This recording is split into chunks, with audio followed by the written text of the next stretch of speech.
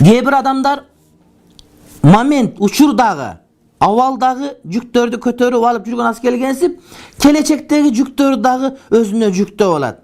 Кээ бир адамдар өткөндө, өтмүштө болгон, мурда болгон кыйынчылыктар келечекте дагы келип калышы мүмкүн деп, ошолор менен терең ойго кыйналып жүрө берет. Мисалы үчүн, мындан көп жылдар илгери кыйналган болсо, дагы ошентип кыйналышы мүмкүн деп, адамдар кыйналып жүрө берет. Өткөн өтүп кетти, аны кайра кайтып ала албайбыз. Келечек келелек, урматтуу бир тууганым. Ошон үчүн келелек келечектеги болор болбосо анык эмес кыйынчылыкты эстеп алып, ушинтип кыйналып калсам эмне болот, антип калсам эмне болот, деп ушинтип кыйналган адамдар чындап эле кыйноону көтөрүп жүрө берет.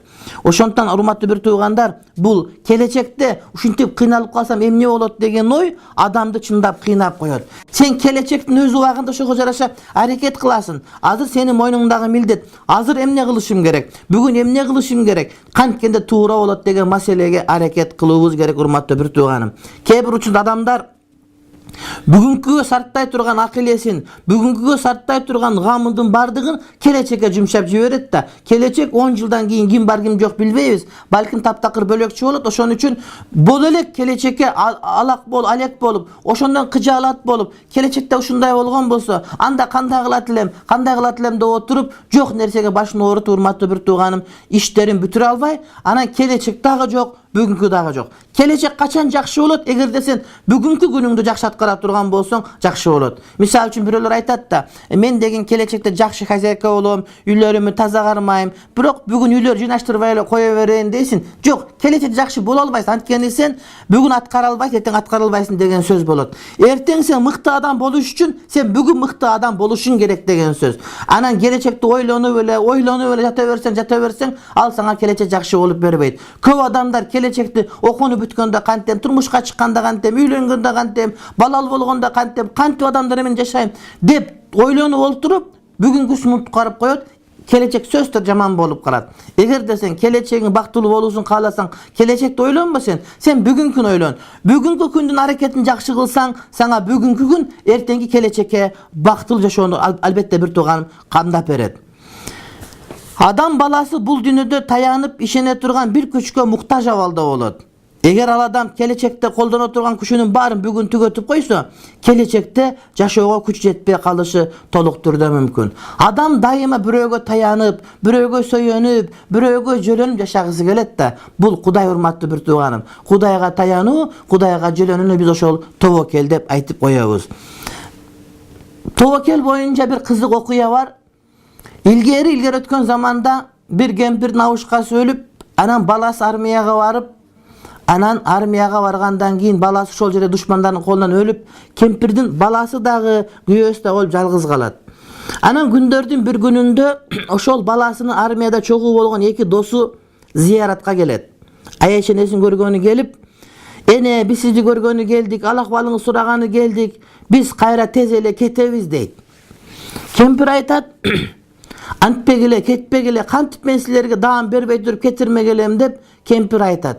Анан десе кемпирди кыйналбасын деп, анан балдарын берет, "Апа, сиз кыйналбаңыз, болгону бизге экиден эле жумуртка кууруп берсеңиз болот" дейт. Анткени эшиктен келатканда сыртта тооктордун жайылып жүргөнүн көргөн эле дагы, анан ошол тооктордун жумурткасы болсо керек, апабызга 5 бармак кыл, башка кыл деп кыйнабай, ошол үйүндөгү тооктору бар экен, демек жумурткасы дагы бар болгон болуш керек. Экиден эле жумуртка кууруп берсеңиз бизге ошол жетет дейт. А бирок тооктор жумуртка тууган эмес эле.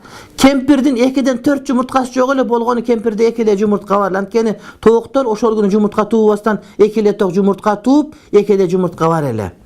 Анан кемпир кыжалат болот ичинен, бирок сыр бербей Кудайга таянып, Кудайга тобокел кылып, ашканага кирип, жумуртка кууруй турган казанын даярдап баштайт. Ойлонот, "О Кудай Таалам, менде 2 эле жумуртка бар. Экөөнү 2 жумуртканы кууруп берсем бирден тиет дагы, 2ден жумуртка кууруп бер дебеди беле? Демек апа кыйналып калган деп мага боор ачыйт. Мен мага башка бирөөнүн боор ачыганын каалабайт элем" деп Кудайга чын дилден дуа кылып, анан бирок ошого карабастан аракетин көрөт дагы, тиги майын куюп жумуртканы чакканда, ар бир жумуртканын ичинде 2ден сарысы бар болуп чыгат. Кудай Таалам Anan kempir аябай сүйөт. Кудай Таалам мени сактадың шерменде кылгандан деп көрдүңүзбү, урматтуу бир тууганым.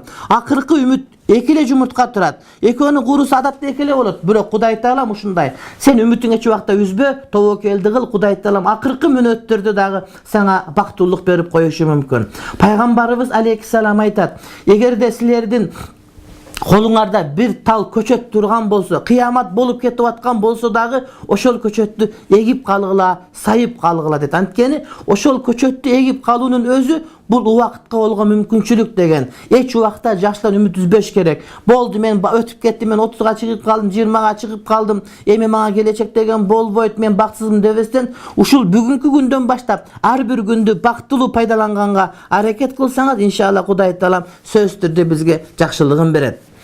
Айта турган маселе, тобокел адамды тынчын алган санаалардан арылтат. Адамдардын башында көптөгөн ойлор, санаалар, пикирлер бар. Кыжаалат болот. Ошол нерселерден арылуунун бир жолу, урматтуу бир тууганым, бул адамдын тобокел кылуусу. Эгерде бир инсан тобокел кылса, адамдын башындагы санаалар, ойлор, кыжаалатчылык пикирлердин бардыгынан адамдын ой пикири иншалла арылып таза болот, урматтуу бир тууганым. Мисалы үчүн келечекке тиешелүү абалким деген сөз менен башталган сүйлөмдөр адамдын тынчын алган санаалар үчүн колдон. Мисалы үчүн абалким сынактан өтпөй калсамчы, абалким ооруп калсамчы, абалким жумушуман ажырап калсамчы, абалким өлүп калсамчы, абалким деп отуруп, биз кээде болбогон нерселерди ойлонуп отуруп өмүрүбүздүн бардыгын жокко чыгарып алабыз да. Демек, абалким деген сөздөн арылуунун жападан жалгыз жолу бул, урматтуу бир тууганым, тобокел. Кээ бир адамдар бар, келечек үчүн ойлонуп жүрүп ооруп калат дагы, ошол келечек эмес, ушул бүгүнкү күн үчүн дагы эчтекеге арзыбай калат да. Демек, Кудайга тобокел кылуу. Келечекти Кудайга тапшырдым. Мен бүгүн аракетти кыла берейин, эртеңки боло турган бактылыкту Кудайга тапшырдым деп тобокел кылып, анан Кудай Таалам кандай жыйынтык берсе, ошого ыраазы болуу, урматтуу бир тууган, бул чыныгы бактылык болуп эсептелет. Негизи келечек али боло элек нерсе. Ар кандай күмөн ойлор менен окторун түгөтүп койгон жоокер душмандар менен бетме-бет келген кезде эмне кылаарын билбей калышы мүмкүн. Мисалы үчүн кээ бир адам бар, бул немистер менен согуша турган болуп отурган. Көп огу бар.